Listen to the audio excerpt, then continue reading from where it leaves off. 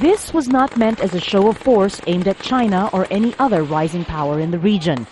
Instead, the US and the Philippines insist these joint military exercises are only meant to increase cooperation between allies. But while this was going on in the Philippines, the US was involved in a similar exchange with Vietnam. All this while tension with China escalates because of territorial disputes over the Spratly Islands in the South China Sea.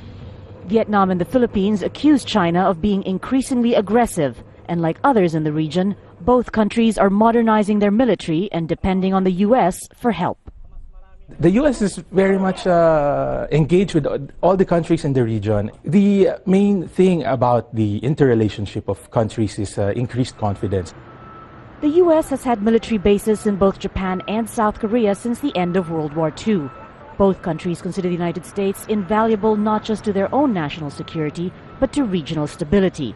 The US presence is seen as containing both a potentially problematic nuclear arms race and China's emergence as a superpower.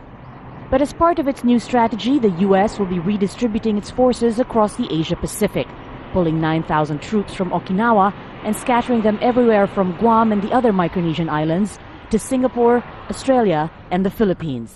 The Asia-Pacific governments allied with the U.S. find reassurance in its enhanced and more focused presence in the region, but it's an unwelcome one as far as many people are concerned.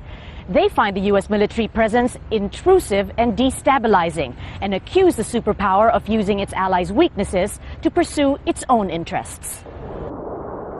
But China has increased its military spending and recently held its own military exercises with Russia. It's pictures like these that concern neighboring governments, and they hope to convince people that the U.S. military is necessary to maintain the peace that allows for the region's economic growth. In Manila, protesters gather in front of the Chinese embassy, angry at a recent maritime standoff between Philippine and Chinese ships.